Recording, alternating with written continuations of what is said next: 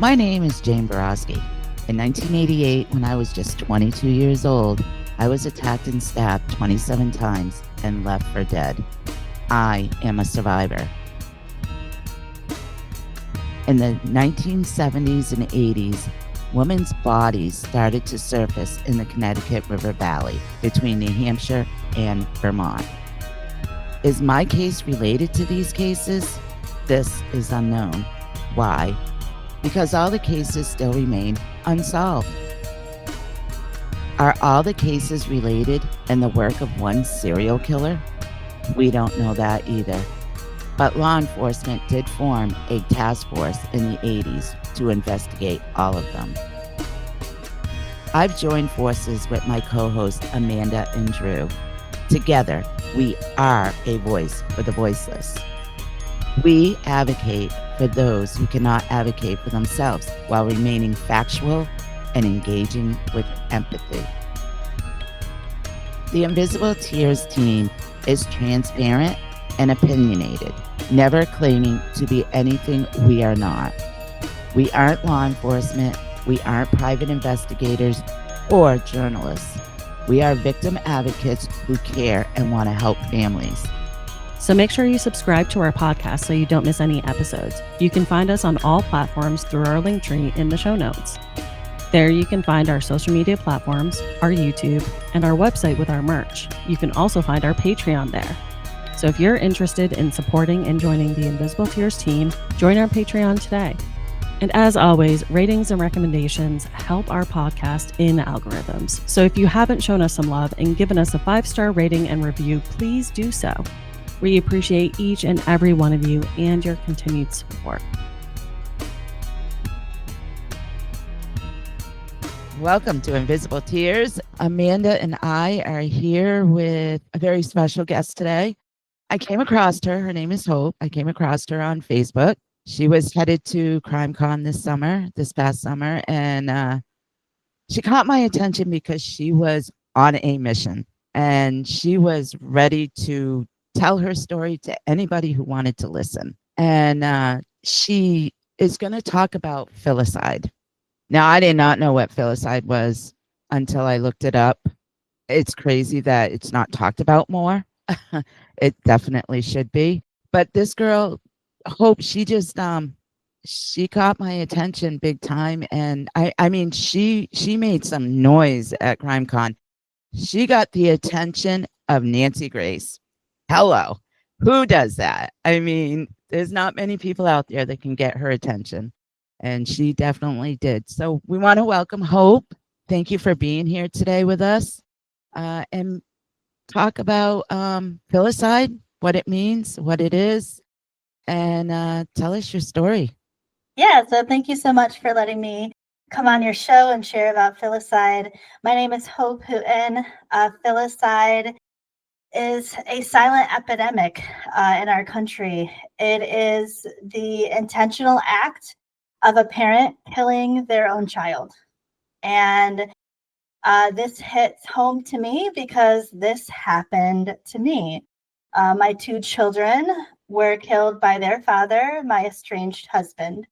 And so now it is my mission to spread awareness of filicide and make sure that people know what it is, just like we know what the word suicide is. I want it to be that common in our vocabulary that I can say filicide and anybody and everybody will know what it is.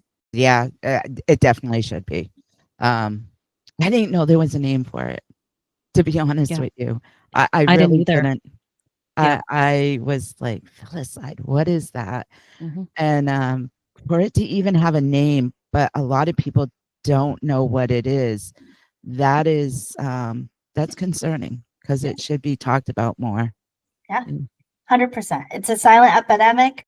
Filicide crimes are so common in our country that it happens 500 plus times a year. That's 500 plus children a year that die of filicide at the hands of somebody that's supposed to love and protect them. And oftentimes these cases are preventable.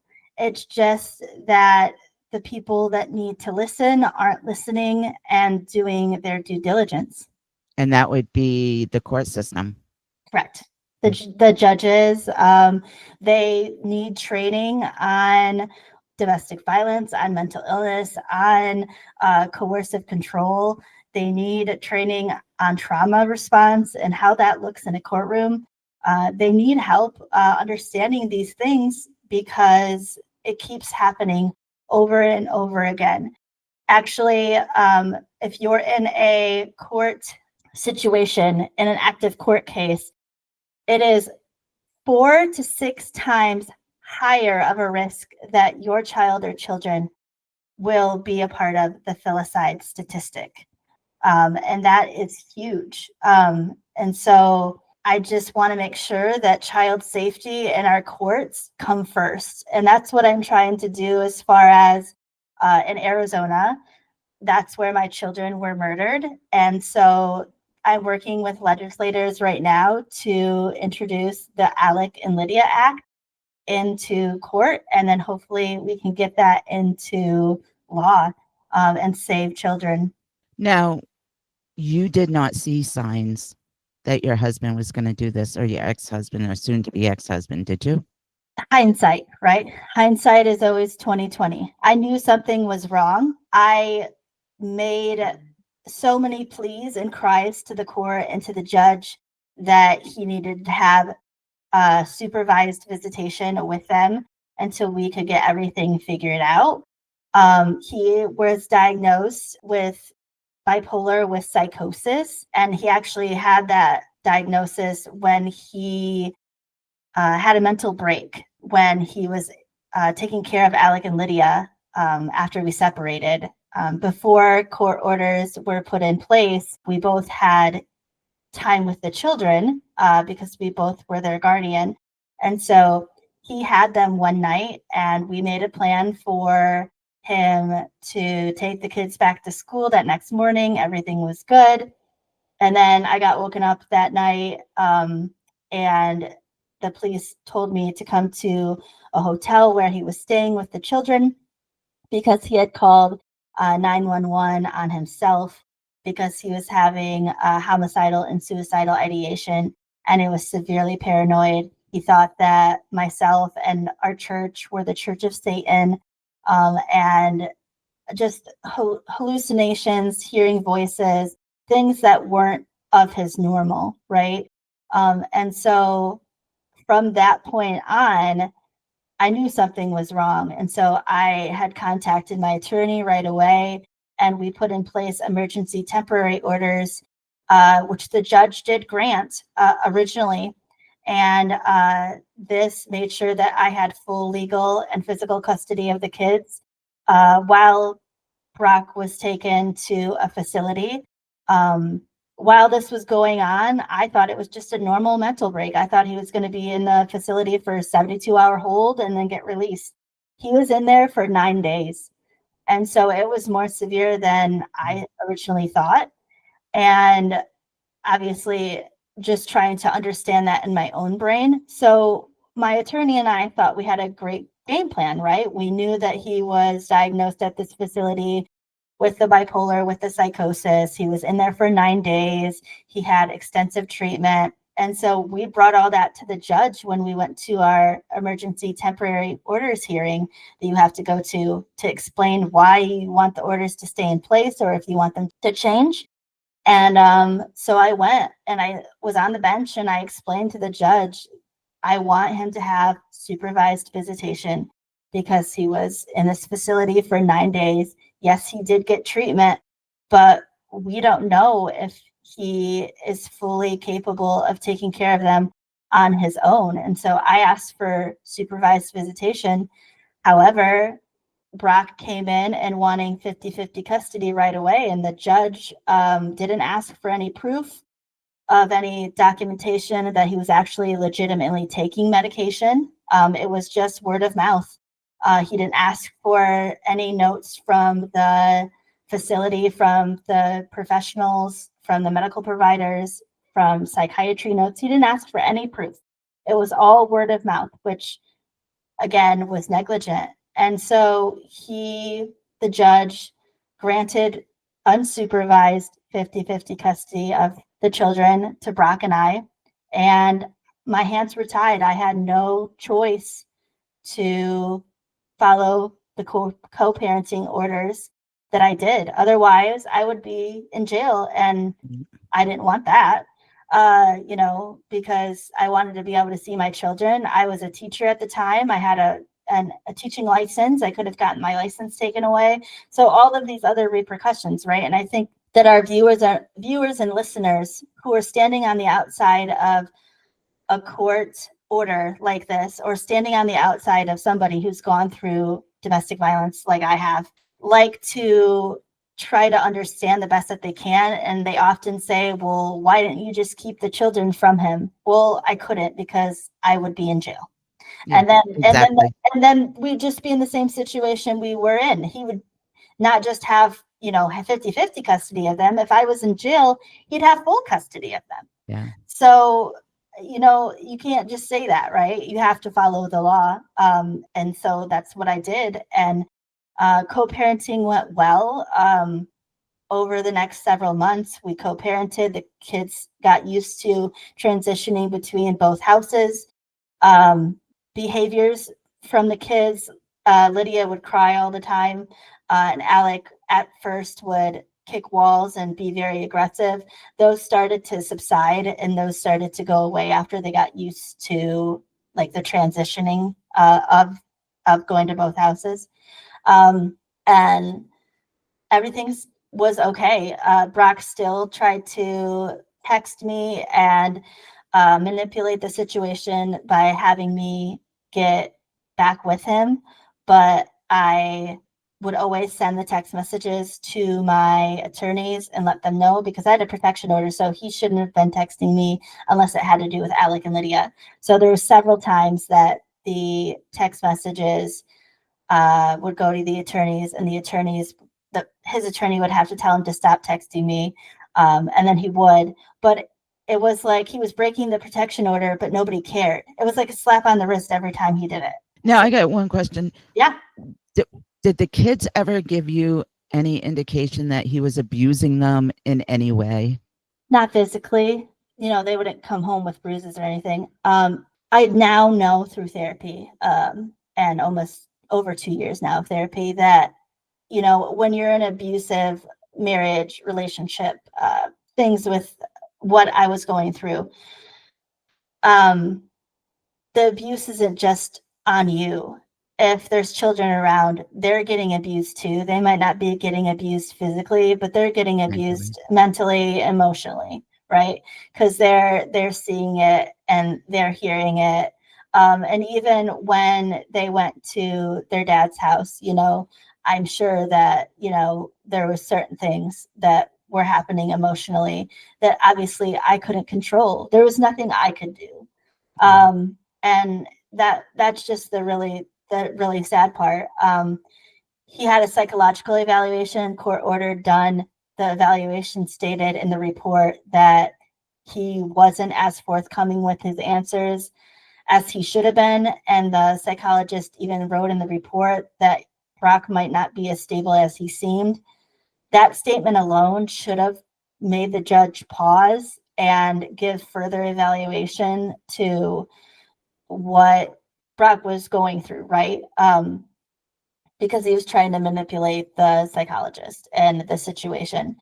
And so the judge didn't say anything about the court-ordered evaluation. Everything was great, like in his eyes. He passed it along, and he said, oh, well, there's nothing that warrants him to have additional supervised visitation. That was in March of 2024. And then in May of 2024, 5 days after my daughter, Lydia, turned 6, they were going for a normal weekend visitation with their dad. There was nothing out of the ordinary that I could tell that was wrong. Dropped them off to school like normal. And he picked them up after school. That was our transition. And they spent the weekend with him. They had fun on Saturday. They went to church on Sunday like normal. But something happened on Sunday night, and I don't know what it was, but something triggered him. Something happened. and he shot and killed Alec and Lydia and then turned the gun on himself. And I didn't know anything happened until Monday, the 20th of May, till I got a phone call from the school. And then I tried to reach out to him with phone calls and text messages with no reply. And then I went over to the house, to his apartment, knocked on the door with no response, which I thought was weird because they would have been inside making noise. My kids were very loud, rambunctious, kids. Daughter was 6, Alec was 7, they were super loud. So I thought that was weird. And then I called the police and talked to them, and they were doing their due diligence and knocked on the door and the windows and went around the perimeter. And they didn't actually believe me at first, or they didn't see the original police officers on scene didn't realize the severity of the case. And so actually one of the police officers from the Surprise Police Department came and talked to me, and he was one of the police officers that was there at the hotel in October. And so he knew the situation. He knew Brock's prior history with mental illness and phone calls for wellness checks and such. And so he let me know that he was going to ask his sergeant if they could go in and do a welfare check and see what was going on for everybody's safety. And I said yes. And so that's what he did. He went inside, and they all went inside, and unfortunately found all 3 deceased via gunshot wounds to the head. Wow. I'm sorry. Being a mom, it just makes me emotional. Yeah. I'm sorry. No, you're fine. I also want to convey this to your audience. I don't cry when it comes to reliving that moment over and over again, because it's like autopilot. I've said it so many times to so many people. It's like I'm like outside of my body when I talk about it with you, because it's like it happened to somebody else. Yeah. And so it's just, I can relate. it's like rote memorization, right? I'm just saying it rotely. But the minute you start asking questions about like Alec and Lydia and who they were and memories and the stuff that they liked and the time that we spent together, that's when I get emotional. Mm-hmm. You must miss them terribly. I can imagine. Yep. I got their picture behind me. My friend made this art. She drew this artwork for me. So I have pictures of them all around my office. And yeah, I'm doing this for them. I'm spreading awareness of filicide and what happened to me, and other parents and other families that I know, so that other people know what filicide is. And the first step is awareness and understanding. And the second step is, okay, now that we have this understanding and this awareness, what can we do to change this, right? To save children. Mm-hmm. Yeah, exactly. Did you ever get a hold of that? Did you ever go back and see that judge? I did not. I have spoken his name. His name is Michael Valenzuela. I've done a statement to the Arizona Family Court Ad Hoc Committee. I've read that statement several times, and not to put him on blast, right? But I want him to have some sort of understanding of the decisions that he made led to 3 lives being lost, right? And so, yes, he didn't pull that trigger of that gun, but he, through his decisions, made that happen. Mm-hmm. Yeah, he definitely could have made a better choice. Correct. Decision. Yeah. That day in court. Yeah. And this calling him out too, maybe he'll make better decisions and better court order decisions in the future. Correct. Yeah. Because we have to have understanding of what happened, right? And so that's why I do it. I don't do it all out of malice or anything angry or evil. I do it out of education, right? I want to make sure that he knows that he needs to make better choices in the future with the people that are in his courtroom, and that the families in his courtroom aren't just numbers on a page or or just normal families going through a normal divorce. Yes, those happen, right? But there are cases like mine, which included domestic violence, proven domestic violence, that was ordered in a order of protection, that included diagnosed mental illness, that included different times where Brock put the kids in danger. And it was like, even though we had all of this proof, even though we had all of this information and documentation, it was like the judge didn't care or didn't understand. And I don't know which one it is. I don't know if he just didn't care or if it's I didn't understand and I was, misunderstood. Yeah. Your faith is very important to you. 100%. And I think that's probably what gets you through day to day. Yes. Yeah. My faith is super important. I 100% believe that the stuff that I've been through has brought me closer to God and my faith. Right when we're faced with this unthinkable tragedy, we have two options. We can run closer to him or we can run away from him. And I chose to run closer to him. And I know that he is going through every step with me. He's opening doors with me. I mean, one of those doors is you. Like you reached out to me. And so a lot of this stuff is, people reaching out to me, asking me to be on their podcast, asking me to do speaking engagements. Yes, I'm also asking for that as well. But a lot of the times he's opening those doors for me without me even knowing. Yeah. Yeah. I'm so sorry to do this to you, but we have to go and listen to our sponsors for a quick moment. Now we're back. Here we go. Amanda, you have anything? Oh, I have so much hope. I have so much. So I'm just trying to organize my thoughts and make it as cohesive, I guess, as possible. First and foremost, the pictures of your children behind you. I immediately noticed it when we popped on. They are absolutely beautiful. Thank you. They're beautiful. And I'm so sorry. I'm so sorry for what you've been through, but I so admire the work that you are doing. It's simply that, case in point, two people right here. We had never heard of Filicide.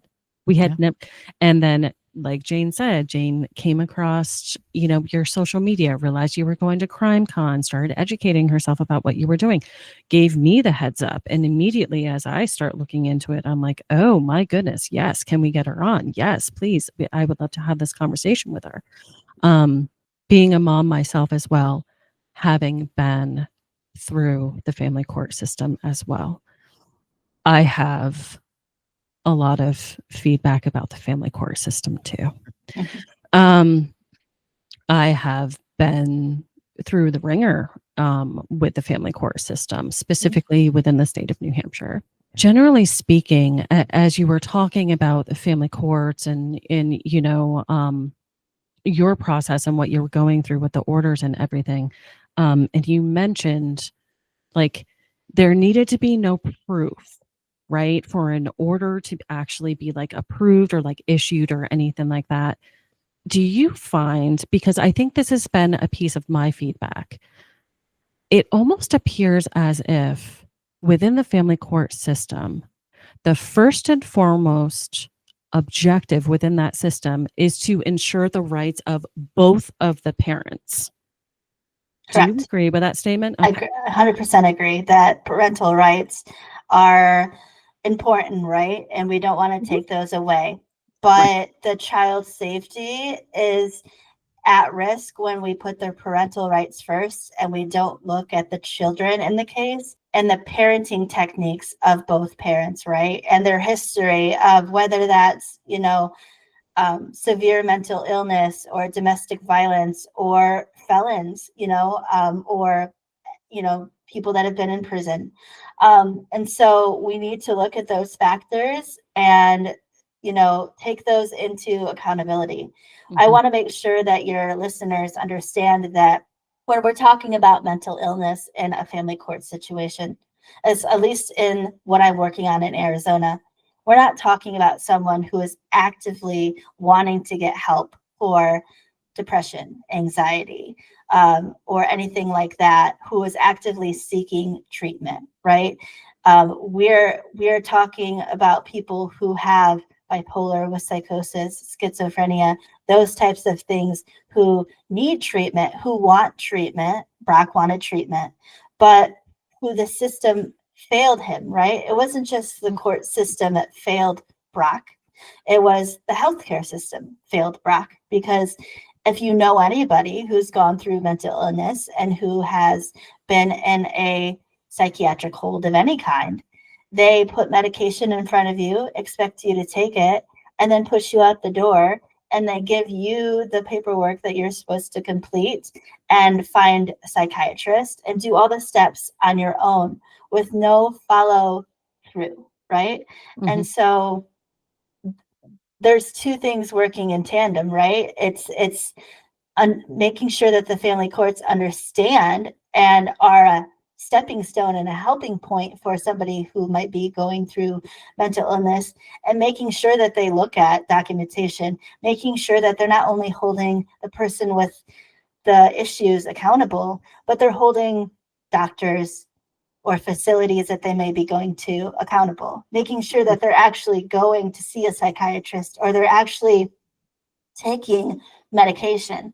In my case, I want to let you know, and your audience probably is going to be appalled by this, but my judge, Michael Valenzuela, stated in court documents and in court that if I wanted to know if Brock was taking his medication, that I would be the one to ask him.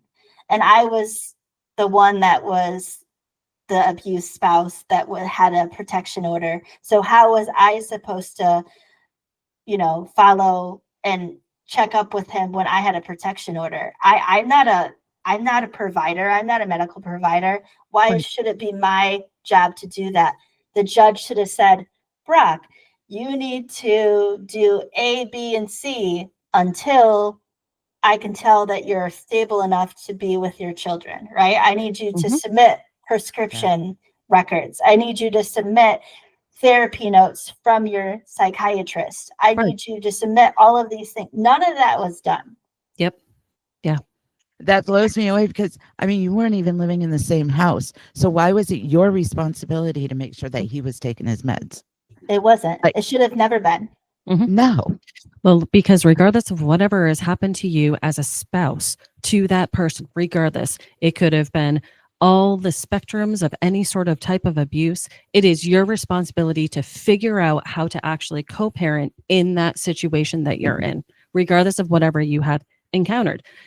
Clearly, case in point, Hope, right? You had a protection order. There was abuse, like beyond it, that went into physical abuse as well. You had a protection order. Why on earth would an environment that is supposed to be centered around the protection of children and families in that sort of banner, like, why?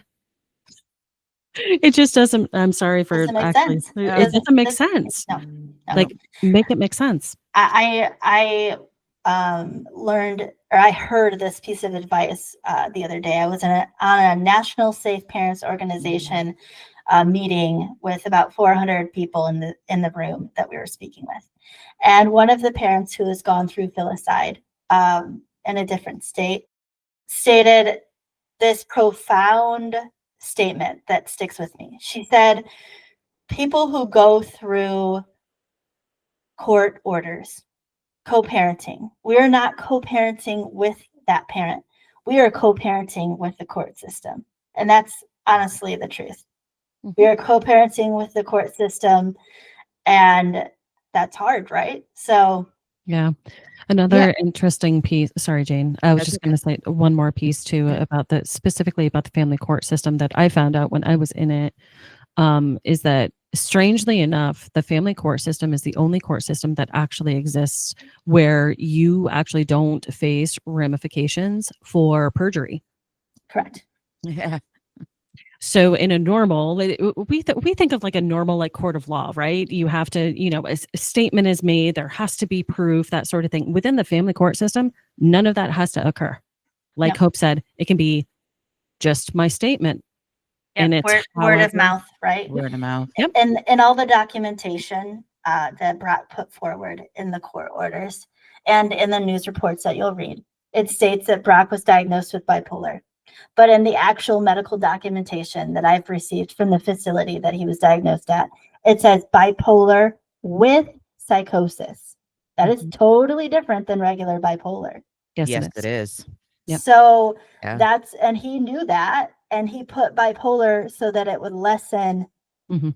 And again, right, as somebody that is going through the court order or court hearings, I wasn't privy to that information because I was not with him. The facility wouldn't release records to me or my attorney. And that, again, because the judge didn't ask for actual documentation from the facility, he didn't even know that it said bipolar with psychosis because he didn't even look at the documentation from the facility.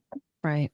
He took Brock's word from it that said bipolar, and I was like, that's not right. It says bipolar with psychosis. It says that he was hearing voices. There's actual examples of him in the facility, situations that happened after the fact that he was still hearing voices 5, 6, 7 days in. Wow. Now, was he diagnosed with this while you guys were married or before you were married, or is this something new? He was diagnosed with it when we separated. So I think he had bipolar beforehand. Now hindsight's 2020. I didn't know that at the time. But the medical providers look for a trigger that puts somebody in a mental breakdown state, a crisis. And that trigger was the losing of control of divorcing me, of the separating from me, right? Because he had no control over the situation and he wanted to hold as tightly as control as he could. And since that control was taken away, that mental break started to spiral where he didn't sleep for several days. He wasn't eating. And then he went into the bipolar with the psychosis. And I think that having a judge not understanding mental illness, he didn't understand that. He thought that it was like you taking an Advil and then all of a sudden you're better, right? Because he kept putting in the paperwork, well, he's medicated now. He's on medication now. And I'm like, yeah, but how do you know it's the right medication? Yeah, seriously. And it takes time. I mean, even myself, as somebody that's never had anybody in my life that's gone through mental illness this severe, and my attorney, who is an attorney who is not even a medical provider, we both knew that medication for mental illness takes a good month to 2 months to even get into your system and to even know if it's working. Yep. Right. And so that wasn't even taken into consideration. He was released from the hospital with this medication. And then maybe 2 or 3 weeks later, we had this emergency court orders hearing. And then he, was asked if he was taking medication. And he said yes. And that was it. There, like I said, there's no follow through of like actual documentation of what meds he was taking or anything like that. I don't even think the judge asked, hey, what's your medication that you're taking? Like nothing. Like I want everybody to know that like the laughing and stuff is like pure like annoyance and like a trauma response. So I'm not laughing like ha. I'm laughing because it's like, this shouldn't have happened. No. This was complete negligence. Mm-hmm. And unfortunately, everybody on social media thinks that they understand the court system, and they always say, why don't you go and sue the judge? I can't. Judges have 100% immunity. So I cannot sue the judge. I can't sue the court. I can't even, there's so much protection around psychiatric care and medical facilities that you can't even go and sue them because it's so hard to win those cases. And so I can't. And so that's what we're trying to do to change the laws in Arizona. There was another parent who lost a child. Her name was Kaden, and she lost her life to filicide at the hands of her father in Pennsylvania. And Kaden's mom, Kathy, has created Kaden's Law. And Kaden's Law is officially in 10 different states, but you have to actually go state by state by state in order to get these laws put into place. And so we are taking pieces of Kaden's Law in Arizona, and we are going to implement it into the Alec and Lydia Act, named after my children. And it's going to be those safeguards that are put in place to make sure that if there's anything that happened to me, that there has to be proof of every single thing along the way, and there has to be steps that are followed to make sure that children are safe. Yeah, absolutely. I mean, yeah, you made that comment about laughing, but it's like you have to laugh at their lack of common sense. Yes. I mean, seriously, common sense. Common sense. It- It's they hard lack it. sometimes. Lack of common sense, and honestly, sometimes the hypocrisy within it too. Yeah. Literally, it's, and like I did it too, right? I sat there and I was like, almost like I'm like, apologize for the laughing, but you're like, exactly, make it make sense. It's like, Yeah.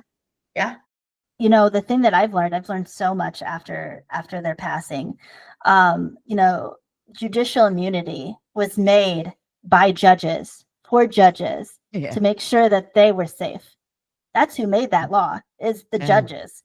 So that's what eventually over time I hope to dismantle. And I hope that, especially in a case like mine and other filicide cases around the country, that they don't have judicial immunity. You know, they have to be accountable for what they did, or at least talk to a judicial committee board to let them know what happened, and what went wrong. Have it on record. Have it on record. Have it on record. Because in my case, like I said, the judge just completely sealed all of the records from the public and myself. So I have the records because I got them from my attorney, but I don't have the records through the actual electronic record system that you can go to.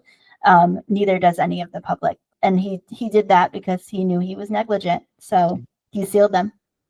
You are on a mission for a lot of things right now. I have a lot of spinning plates. Jesus. If I could share with your audience, because it's so important. If any of you are listening and want more information about the Voices Against Filicide movement, please go to voicesagainstfilicide.odoo.com. And there you can see our stories about myself, Alec and Lydia, and then another child, Rowan Morey, who was lost to filicide, and what we are doing to make change. It's only myself and a couple other people who are doing this, and so we need all the help we can get.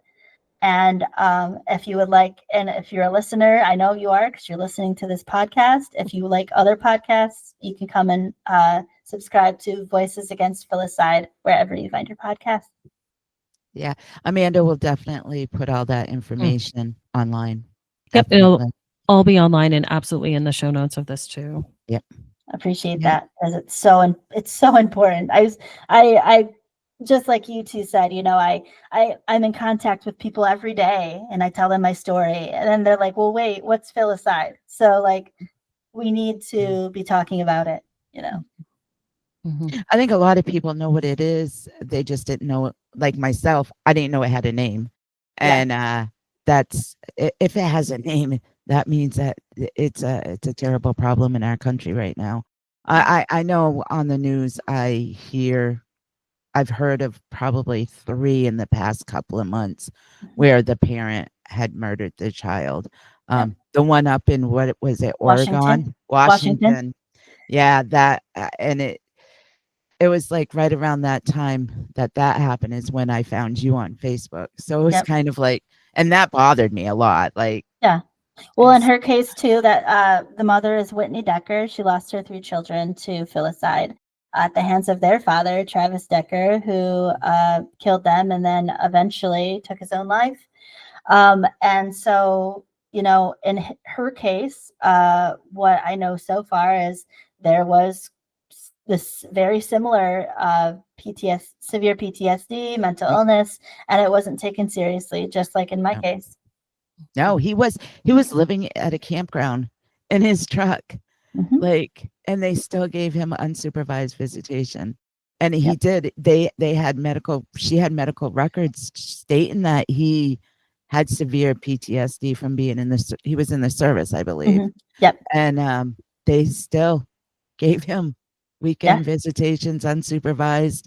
It was just, it's crazy when I hear about this stuff. I just make it make sense to me, because it doesn't make sense. And that's why we need to just bring more awareness to it, have more people talk about it.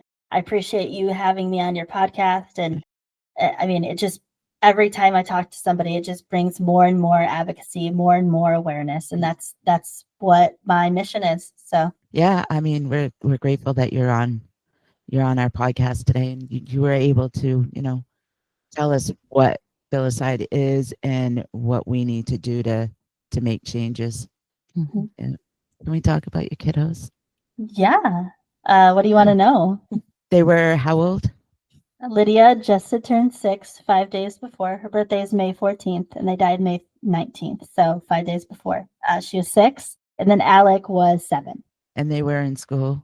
Yeah, Lydia was in kindergarten. Alec was in 2nd grade. They actually died the week that they were supposed to have all their ceremonies. So Lydia was supposed to graduate from kindergarten. She was so excited. For the whole month previous, she kept coming home and telling me, Mom, I need to make sure that I wear my hair down and not in a ponytail for graduation, because I have to put my graduation cap on. And Miss Judd told me not to put my hair in a ponytail. So I can't wear my hair in a ponytail. I said, Lydia, your graduation isn't for a couple weeks. And literally every couple of days she would bring it up. I remember they had a spring recital, a concert for like choir. So the choir music director put on pieces for each grade level to do. And I remember that was on May 7th, and we went. And I remember we were getting ready, and my friend was at the house, and she was doing her hair, and she was like throwing a fit. And I had to go in the room and be like, what's wrong, Lydia? You know, Melissa is trying to do your hair. And she's like, I can't have my hair up. I'm going to have my graduation cap on. And I said, no. I said, this is for the recital. This is not your graduation. Your graduation's in 2 weeks from now. So like, you're okay.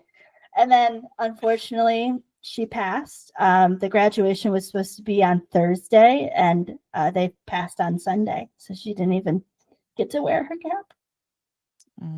So I'm sure she was there in spirit. Yeah, 100%. Yeah. So, and then Alec. Oh boy, what to say about Alec? Rambunctious 7-year-old who loved Pokemon. Obsessed with Pokemon. Obsessed. Favorite Pokemon character is Pikachu, but he loved all of them. He loved soccer and basketball, playing with his friends. He really enjoyed going to church and worshiping Jesus. He loved Jesus. He loved praying at night. Typical big brother. Typical big brother. He took care of the baby sister. Oh yeah. Loved Lydia. It was really funny because they had their own separate bedrooms. Even when Brock and I lived together, they always had their own bedrooms. And every time, even from a little kid, like toddler, I would find Lydia in Alec's room playing with his toys instead of her own. And I'd be like, Lydia, you have your own room with your own toys. And she's like, no, I want to play with Alec. Like they're always super close and super it was like they didn't have that like bond of like arguing and stuff. They were so close and they loved each other. I think when Alec was like 3 or 4, I have this on a Facebook memory. I was putting Lydia to bed for a nap, and he came in and he prayed for her 3 or 4 years old, and she was like 1.5, 2, because they're like 22 months apart. So like that amount of like love and like just total faith and knowing that there's heaven, knowing that Jesus is with them was always very strong. And yes, we facilitated that, right? Like we took them to church and such and stuff like that. But it was their own faith that drove them to seek more, even at a young age. It's so beautiful. Thank you. Very beautifully said. Oh my gosh. Yeah. Oh, Sorry, everybody's crying now. we're all moms. Like, I told you, I said I can do the whole like what happened and the whole gamut. But the minute you start talking about like memories and stuff that we used to do together, but it's good. It helps me. It helps me keep their memories alive. It helps me know that people know who they were as children.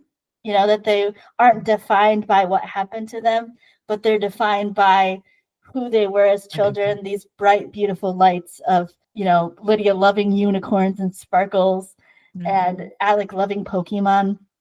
You know, like on the Voices Against Filicide website, your listeners can read stories about the kiddos, and there's pages dedicated to like their own individual stories.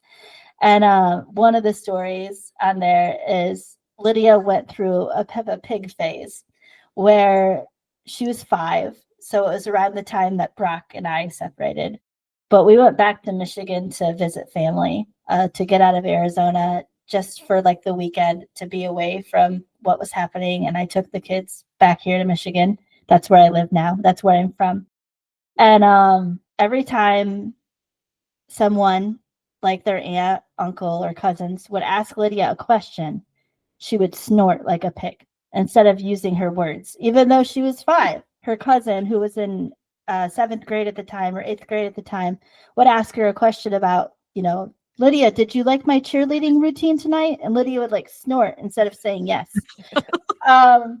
So that is so damn cute. yeah. It's adorable. I can picture my daughter doing that when she was younger too. Honestly, I can. I can picture Diane doing that. So, you know, it's so funny to us. Oh, and then another story I'll share too. Is we were at the same, so this is the same time.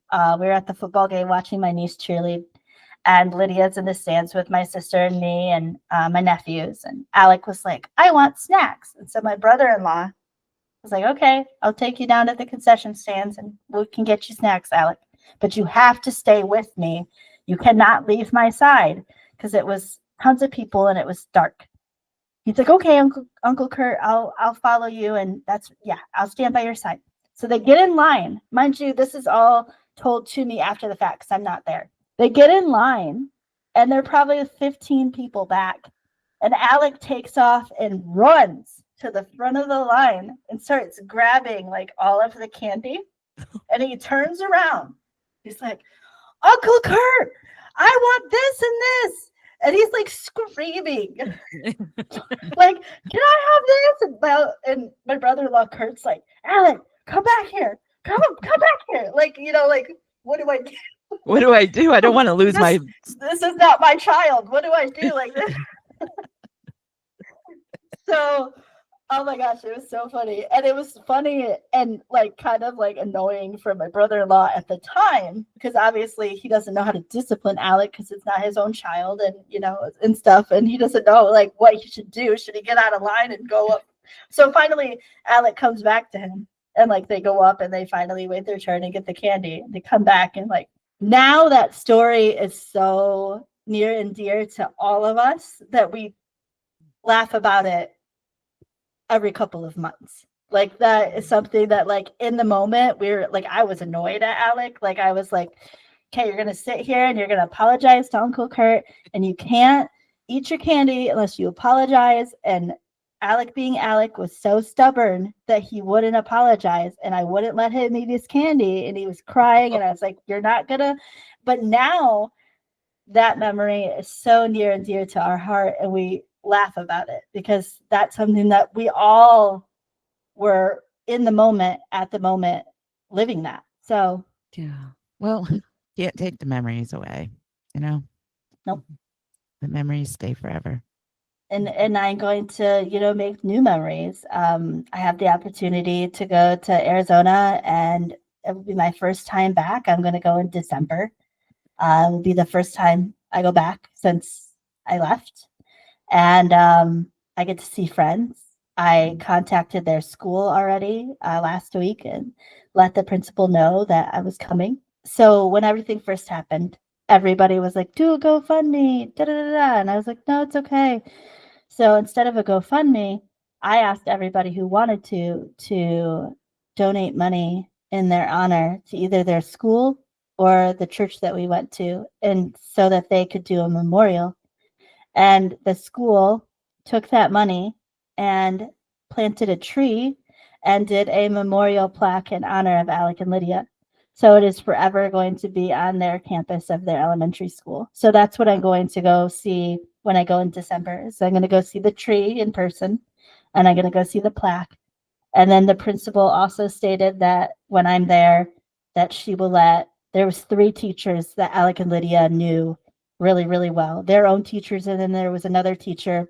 There was this lady that I used to work with at my school because I was a teacher, and she was Alec's kindergarten teacher. Then the year after, she moved to a new school. We took Alec and Lydia and moved them to that school without knowing she'd moved there. And so she ended up not only teaching Alec in kindergarten, but she was actually a reading interventionist and helped Lydia when she was in kindergarten. So Okay. she knew both of the kids. So that teacher plus Alec and Lydia's second grade and kindergarten teacher will also be able to see me when I'm there, and I'm so excited to see that. Yes. I'm worried. I'm going to cry and do all the things, but That's okay. it's needed. It's needed Yeah. to heal and to not think of that place as a negative place, but as a place of extreme happiness for the kids, because they loved that school. They loved Arizona. They loved the city that we lived in. They enjoyed our church.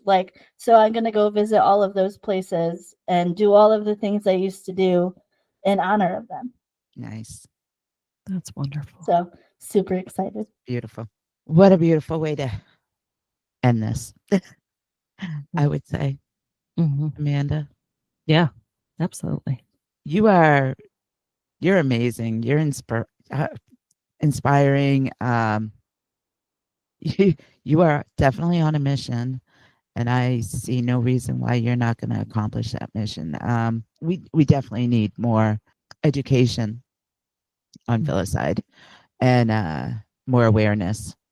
And Amanda's, like I said, she's going to post all your information on the notes. And anything else, Amanda? I don't think so. I just want to really, really personally say, from like one mom to another, like, thank you. Yeah. Thank you. Definitely. Thank you for the work you're doing. Thank you. Thank you. You're going to, I have a feeling you're going to help a lot of families and save a lot of children. Absolutely. That's my mission. That's my goal. So yeah, thank you so much. I really appreciate it. If you ever come to CrimeCon or any of the other conventions that I'm at, please come say hi in person. Oh, absolutely. Oh, I will hunt your butt down. I want to meet you. I mean, there's a reason. Me and Amanda have this big thing that there's a reason for everything. And there was a reason why I was on CrimeCon that day and saw you on their Facebook page. And for some reason, I was just like, the wheels were turning in my head. I need to know this girl. She is a Spitfire. She is on a mission. I need to know this girl. And, there's a reason for everything. And I'm sure one day we will meet each other in person. I have no doubt. Oh, yeah. I have no doubt. Yep. I believe that. And I mean, we'll probably have you on again.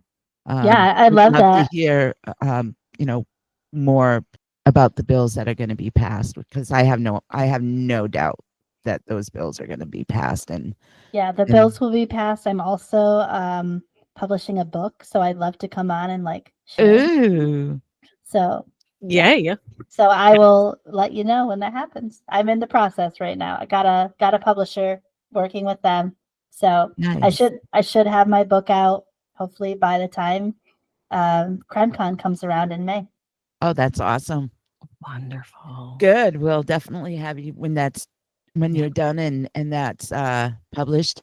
We'll have you on again and you can talk about your book. That would be awesome. Awesome. Sounds great. Yeah. Well, it was nice meeting you and thank you so much for being on today. Thank you. Take care. Thank you so much, guys. Have a great day. You Thanks. too. Bye. Bye.